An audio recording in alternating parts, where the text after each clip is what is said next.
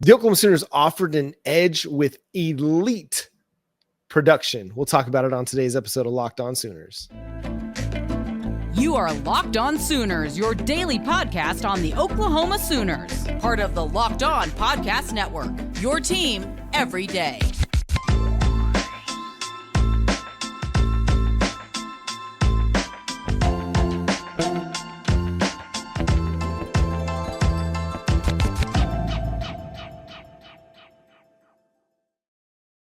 What's up, Sooner Nation? Welcome to Locked On Sooners. Today's episode is brought to you by FanDuel. Make every moment more. Right now, new customers get $150 in bonus bets with any winning $5 moneyline bet. That's $150 if your team wins. Visit FanDuel.com/LockedOn today to get started.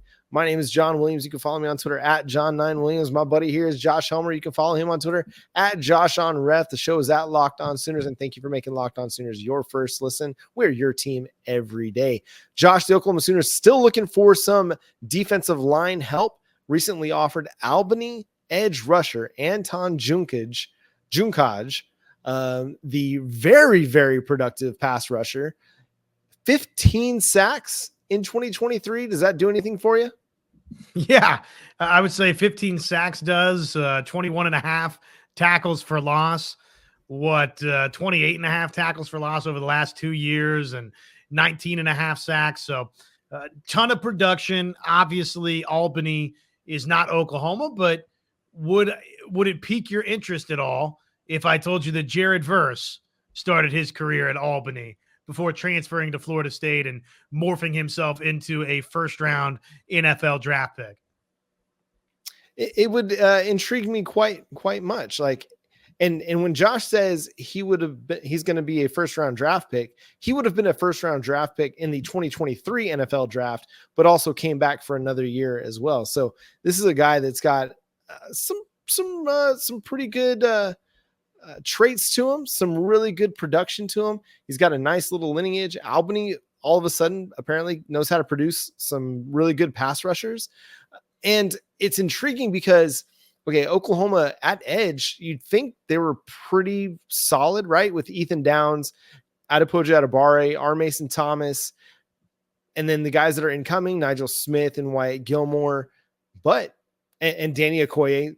Excuse me, do not let me forget Danny Okoye. But it seems like, okay, they want to add more juice. They want to add more production. They need some help because that was an area of this defense that was inconsistent, that wasn't good enough. The pass rush, they didn't have enough pass rush productivity. There were games where, okay, they were getting pressure, even if they weren't getting sacks, but then there were some games where they just were not getting much pressure. So I'm on board with the Sooners defensive staff, like saying, hey, listen, it's still an issue. We got to continue to address it, and we got to continue to add productive players at the position. Yeah, I mean, obviously you can rush a passer and not always get home with a quarterback sack. You can have a couple quarterback hurries here and there. TFLs obviously are good. There's multiple ways, right, to say that the pass rush was effective. And the number one way is it leading to turnovers? And yet the statistical numbers, John, are pretty clear on Oklahoma. They didn't get home very much in 2023. Their sack numbers collectively, what was it? 110th nationally for Oklahoma, just 19 sacks. So not nearly good enough in that department. Obviously, we feel good about some of the young talent at edge and, the folks coming in this signing class. We were pretty excited about that group. But if you could go out and find somebody, again, this is what we've talked about with a number of the names out of the transfer portal for Oklahoma. If you can go find me a Franklin, a Burks, a Malone, a Brown, a Sharp, folks that have played college football that could come in and help supplement a position group, then I'm all for it, even if said individual comes over from Albany. So I'm not going to sit here and tonight say that Oklahoma, if they get this eventual commitment and potential signing, John, that this is going to radically morph Oklahoma's edge rush group. I can't go there yet, right? I mean, it is still somebody that's getting offered from Albany, but I am excited about the idea of adding a little bit of experience into a room that, again, just in terms of strictly sack numbers, was not great a season ago. Yeah, and you're getting a guy that's going to be, has played a lot of football at Albany. He still has the 1 year of eligibility remaining, but he had 58 total pressures last year. Yeah, 15 sacks, but he pressured the quarterback 58 times according to Pro Football Focus. He had a pass rush win rate of 11.3%. So the dude was getting after it. And I got to imagine that they're not,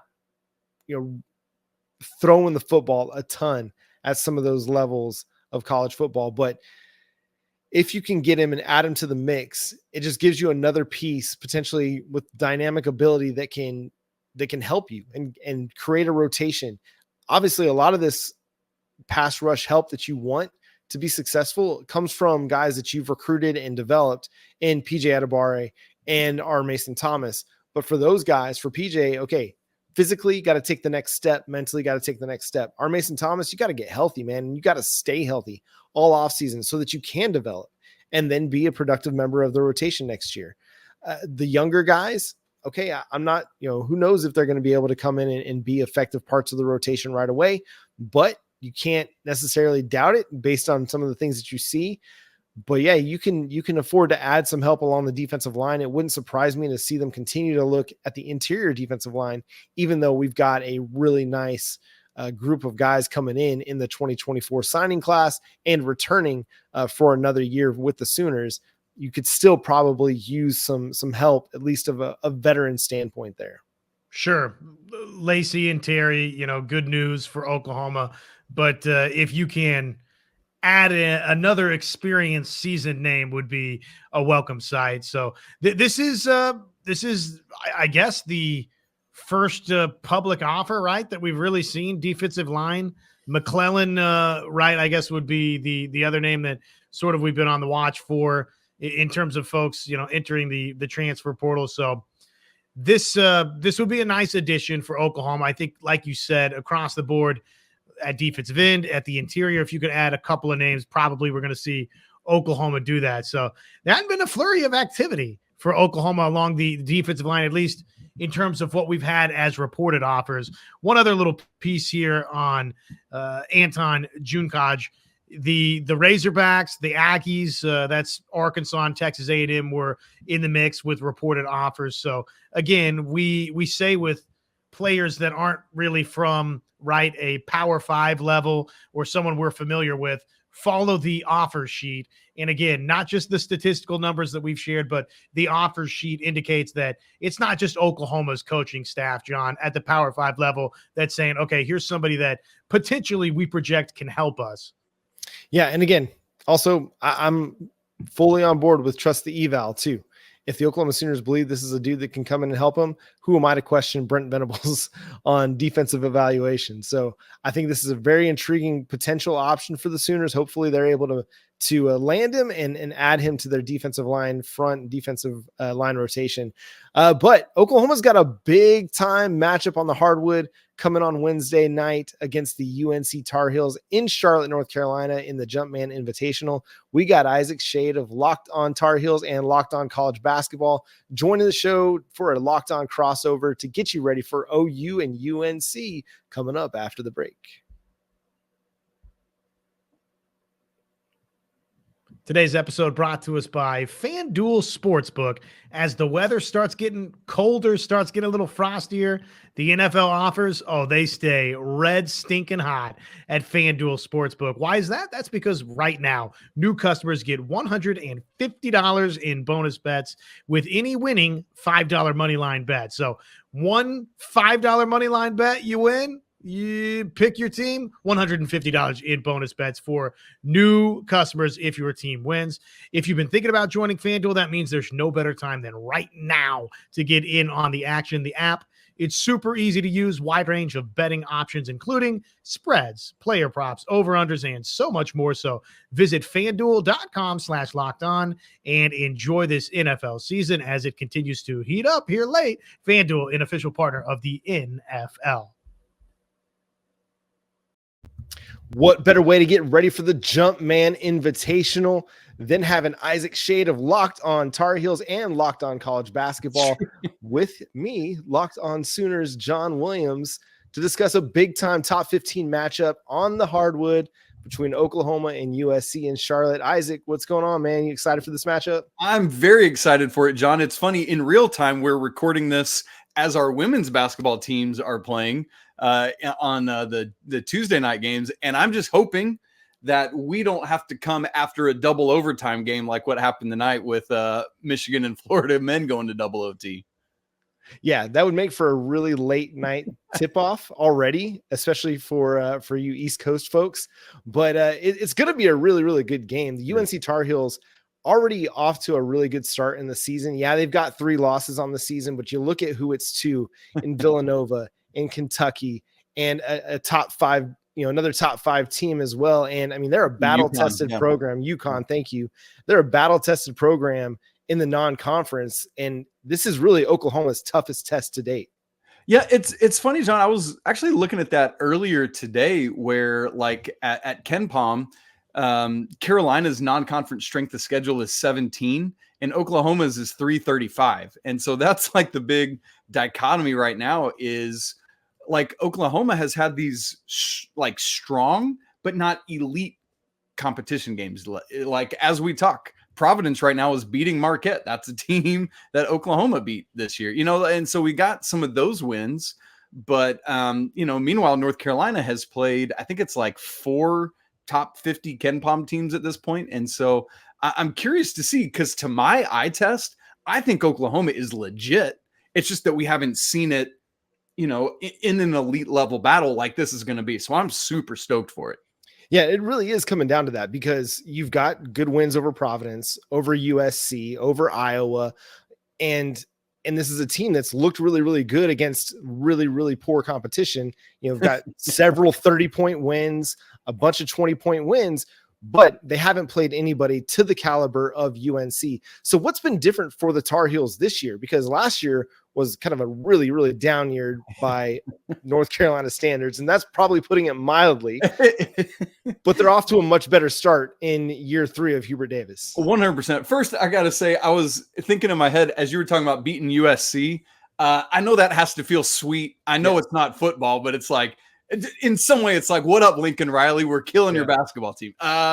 So, John, that's a great question. A lot of last year's issues were North Carolina's preseason expectations that people set that I think were unrealistic, to be quite frank with you, because there was that run in the latter third of the season before that. And it was like North Carolina caught fire with that. Last year, 4 of those 5 starters were back. But the problem is, as Oklahoma fans will know all too well, the guy that left after that was Brady Manick, who was a big part of that run in terms of like being a leader, holding people accountable, and things of that nature. Last year's North Carolina team didn't have that type of player, and that was unfortunate that he was the piece that was gone. And so things started to fall apart. There was Caleb Love, who's now at Arizona, that was a very inefficient shooter and player. When he was on, is great. When he wasn't, not as much. Now, he and RJ Davis aren't sharing the backcourt. It's more RJ Davis's, whereas Elliot Cadeau is the other player in the backcourt, true freshman, where he is more of a true point guard instead of Caleb Love and RJ Davis kind of fighting over who's the leader of the backcourt. And it matters. Yes, you can have multiple guards that can, fill up the basket and score, but you also have to have the guy that's just the true facilitator for your team. Yeah. And is willing to kind of play off and play, quote unquote, second fiddle to the scorer on your roster. Just, you got to have complementary pieces to you. And that's kind of what has worked so well for Oklahoma this year. Is it's a group of guys that have really fit well together, a lot of transfer portal additions, but everybody's kind of willing to share the load and not demand the basketball in their hands, throughout the game. I mean, they've got, 8 guys that are averaging 7 or more points per game, 3 guys averaging more than double figures. And so I think that's going to be what makes for a really, really big time, matchup between Oklahoma and UNC, is just a plethora of talent that goes beyond just 1 or 2 names. For UNC, who are kind of some of the names that, past RJ Davis, past Cadeau, that people need to be on the lookout for, that Oklahoma fans aren't going to be familiar with necessarily. Sure. Armando Bacot is the preseason ACC first team player, a guy that is Carolina's all-time leading rebounder, Carolina's all-time leader in double doubles, things of that nature. He's a fifth-year player, one of those guys that took advantage of that COVID eligibility.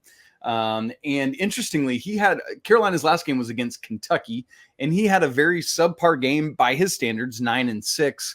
And so Carolina fans are looking for a big rebound, quite literally and figuratively, from him. And so that's a big name. The other two starters, one is Harrison Ingram, who's a transfer from Stanford. He's a little bit of a point forward type. He'll be playing a small ball 4, so he'll be the power forward. And Carolina will utilize him because he's a thick guy. So they'll often utilize him. They'll clear it out for him and allow him to facilitate out of making his own post-up move. So that's something to be on the lookout for. And then the guy at small forward is Cormac Ryan, who's a transfer from Notre Dame. He's a 6'5" guy that has kind of struggled with his shot, chiefly because of an ankle injury he suffered in the Villanova game. But after Carolina had a long layoff right before that Kentucky game, and he had his breakout in that game, scored 20 points. And so those are the other two starters that you're kind of looking for in that. And so I'm expecting big things out of Cormac Ryan, out of Harrison Ingram as well, to look at that. And probably Cormac Ryan will be on Oweh. And so that'll be a critical matchup, I think, in this game. Yeah, and figuring out how Oklahoma is going to be able to attack UNC, what would have been some of the areas of quote unquote weakness, so to speak. Again, the 3 losses that they have, they're really quote unquote quality losses right. for the Tar Heels. They're not dropping games to teams that they might not should, but where have teams been able to find some success against them? It's funny, John, because typically North Carolina under Roy Williams famously was a very strong rebounding team. One of the things that Carolina hasn't done at the same level in the Hubert Davis era, this is year 3, just like it's year 3 for Oklahoma under Porter Moser, has not been that same level of rebounding team. So Kentucky out-rebounded the Tar Heels by 10 on Saturday, including, I think it was 13 offensive rebounds, many of which were at critical moments. So that's something to keep an eye on. Carolina needs to get to the free throw line. They are making more free throws in total this season than their opponents are taking. And so that'll be a critical thing to watch in the games. And I say that to say, I was kind of looking at some of the data, some of the math, and in the games where Carolina has attempted 7 or more free throws than their opponent, they're 7-0. In the 3 games where they've attempted 6 or fewer free throws than their opponent, they are 0-3. So that's a critical thing to watch, is the free throw line game between these two teams. We're going to get more from Isaac Schade of Locked On Tar Heels and Locked On College Basketball here coming up after the break. When you're hiring for your small business, you want to have as many top tier candidates as possible to interview. That's why you have to check out LinkedIn Jobs. LinkedIn Jobs has the tools to help find the right professionals for your team faster and for free. LinkedIn isn't just another job board. LinkedIn has a vast network of more than 1 billion professionals, which makes it the best place to hire. Hiring is easy when you have that many qualified candidates. So easy, in fact, that 86% of small businesses get a qualified candidate within 24 hours.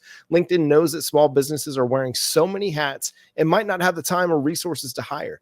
Thankfully, with LinkedIn, the process is intuitive, quick, and easy. They even just launched a feature that helps you write job descriptions, making the process even easier and quicker. So go post your job for free at linkedin.com/lockedoncollege. That's linkedin.com/lockedoncollege to post your job for free. Terms and conditions apply.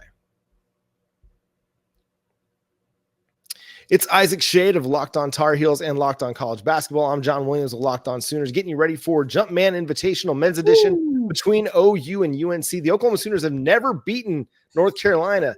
This looks like the team that might be able to pull it off. It's an athletic team. It's a fast team. They try to maximize the game, having as many possessions as possible. The two teams are averaging about the same amount of points per game. I mean, they're both really efficient scoring offenses. For Oklahoma, so much about this game is, can they get to the rim? Yeah. Because they've not been a great three-point shooting team. They're really, really good inside the arc, but getting to the basket is going to be their bread and butter. how is that going to be possible for the Sooners against the Tar Heels? That's going to be a big key to the game for Oklahoma. For UNC, what are they going to have to do to try and combat Oklahoma's defense, which has been much improved because of improved athleticism, improved team speed? It's a really interesting question, John, because when you look at the offense and defense for both of these teams, it's like Oklahoma's biggest strength is on the defensive side, where Carolina's biggest strength is offense. And then it's flip-flop. Both teams, weakness, which they're both like top 50 defensive efficiency, Oklahoma offense, Carolina defense at KenPom, but those numbers are both lower. And so I think it's going to be really interesting because high level game when we're looking at the Oklahoma defense, Carolina offense, and then it's going to be who can win on that other side where both teams aren't as efficient with Carolina's defense and Oklahoma's offense. So that's almost the more intriguing side of the court to me, is will Carolina be able to stop things? There's no real like critical rim protection threat that Carolina has. So if Oklahoma is able to get to the rim a lot, as you're talking about, John, that's going to be an issue for the Tar Heels, where they are doing better when they're able to force a lot of threes and keep guys outside the arc. So that'll be an interesting angle on this game for sure. Yeah, because Oklahoma will shoot threes. They're just not very good at it. Like Porter Mosier's offenses, they get open 3-point looks. That's just the nature of the offense over the last 3 years. They just haven't had efficient 3-point shooting. Correct. So the key for Oklahoma is going to be, okay, don't settle into those 3-point attempts.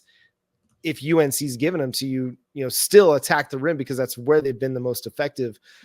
For the Tar Heels, like, what are they going to do to attack Oklahoma's defense? Because that's where they've been really, really good, especially Otega Owe. He's been fantastic at the defensive end of the floor. Yeah. Well, RJ Davis is the man that is the engine that kind of makes this thing go. 26 or more points in 5 straight games, John. And so he is a undersized guard. Like let me give you a Big 12 name from last year. Think Marquise Noel, kind of an undersized guard, but just can kind of do what he wants, gets where he wants, and to be able to do that. And that's offset by Armando Bacot in the interior, who we talked about earlier. I think Elliot Cadeau being a pass-first point guard is going to really work to get the ball inside, often where it seems like Carolina has at least a little bit of a front court advantage. And so I think Carolina will attack there, utilize that to then open up some of that 3-point shooting. So that's kind of what I'm looking for to see Carolina doing offensively. How are they going to bounce back from, 2 losses in a row? I mean, it's still tough games, tough matchups, top 15 opponents that they faced. But what's the mentality of the team coming off of the 2 losses? That's a great question. That UConn team, folks, if you have not watched UConn this year, you got to go check out one of their games. This is a team absolutely capable of defending their national championship from last year. And so that was a game where Carolina, they lost by 11, and I felt good about it, because it's like, that's just how good UConn is. And then with Kentucky, you do leave that game with a sour taste in your mouth, because there were things that Carolina didn't do that they characteristically do that should have won them the game. And so I'm looking for a team that is very hungry. Carolina fans know, Oklahoma fans might not know that on Sunday, Eric Montross, who is one of the most known Carolina players of all time, the leading scorer on the 93 national championship team, passed away from cancer. And so that's another kind of emotional part of this game, is how does that factor in, along with having lost the night before. And so on the Carolina side of things, I think that is a critical question, is how do they bounce back? How do they respond from that? Because if you lose this game, if you're Carolina, that's 3 losses in a row. Although, as you said, John, to teams that are this week all top 10 in the nation. And so I think that's a critical thing. Whereas from Oklahoma, I've kind of been laughing about it a little bit. So for Carolina, obviously we're basketball first, football second. So anytime Carolina is good at football or seemingly good at football, it's like, is this real? And then you lose like 4 games down the stretch. And so I was kind of laughing with somebody earlier this week. It's like Oklahoma's probably in that opposite side of what we usually feel, where it's like football first. And right now, Oklahoma fans are like, are we legit good right now? Is this happening? You know, and like until you get into games like this and then Big 12 play, which was a gauntlet as always, then you really start to figure out how legitimately good Porter Moser's third team in Oklahoma is. We feel so close to being able to say that this is a really, really good team. And I think probably 99% of Oklahoma fans are there. This is a really good team. How are they going to respond to tests like North Carolina, which is going to simulate, the biggest competition that they've had to date, but also playing against a Kansas in, Allen Fieldhouse, playing against Baylor, playing against Houston now. Yeah, exactly. a deep, roster of Big 12 teams. Okay. North Carolina, it's a big measuring stick game. North Carolina is a blue blood in basketball. They're an elite program. It's like when Alabama comes to Norman next year in college football. That's gonna be fun. It's the same kind of thing. Oklahoma's going to Charlotte. Yes, this is quote unquote a neutral site game. Yeah, right. It's a North Carolina game in North Carolina. There's going to be a big time crowd in a big time environment. How does Oklahoma respond to that? I mean, I think everybody's really curious to watch. Everybody has reasonable expectations. Like, yes, North Carolina is a really, really good basketball team. Oklahoma, we feel like, is a really good basketball team. And how they respond to the atmosphere, to the test that North Carolina is, to being 10-0 and now being a top 8 program in both the coaches poll and the AP poll. All of it is something that everybody's really excited to watch and find out. I think everybody expects this team to be really good regardless of this result.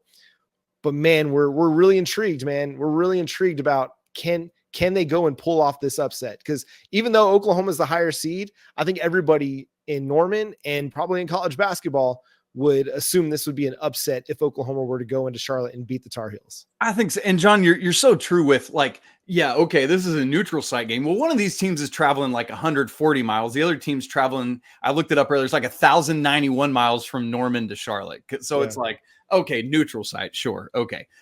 So we got to factor that in somehow. John, what do you think it is this year? Because, Oklahoma, the first 2 years under Porter Moser has been okay, right around 500. What is it that's been that leap this year that's really allowed things to take off?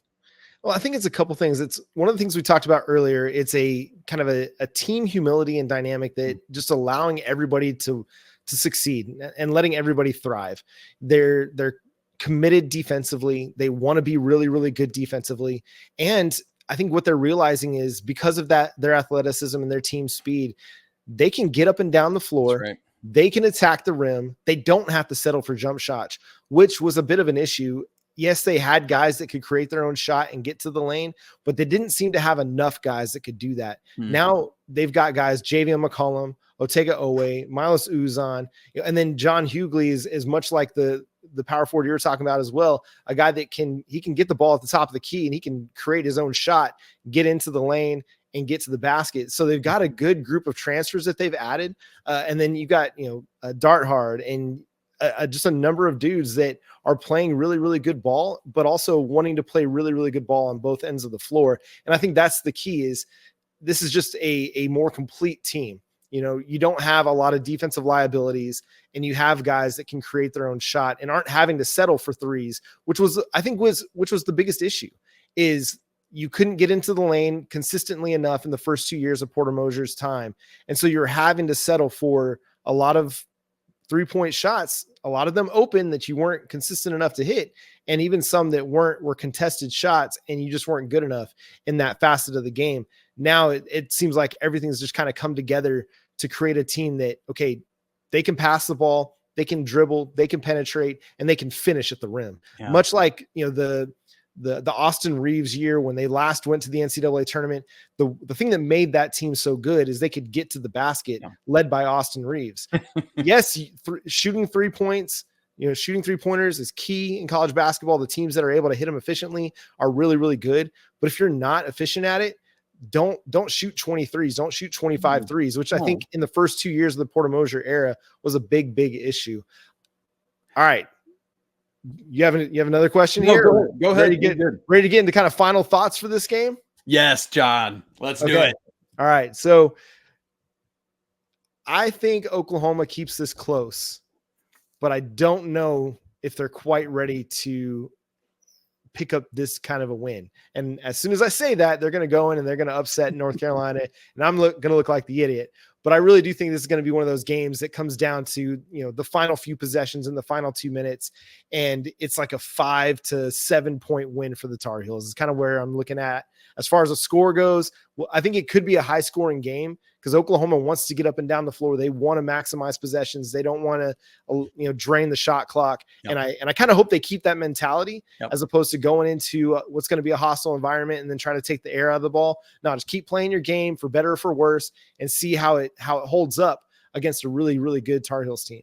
Yeah, and what's wild, John, is that should hold true for both of these teams because North Carolina's average possession length and adjusted tempo are even faster than Oklahoma's. And so I'm with you. I think it's going to be an up and down game, but for some reason, I keep feeling like this game is going to be a little lower scoring than I expect. And I don't know what it is, if it's just like mother's intuition kind of thing. But you said that 5 to 7 point gap. My prediction on Locked On Tar Heels on our full Wednesday show was 75-70 Tar Heels. And so that's lower scoring than I feel like it will actually be. But I got to go with it because I'm feeling it. It's that intuition. And we'll see what happens. Should be an electric game. Same as you said earlier.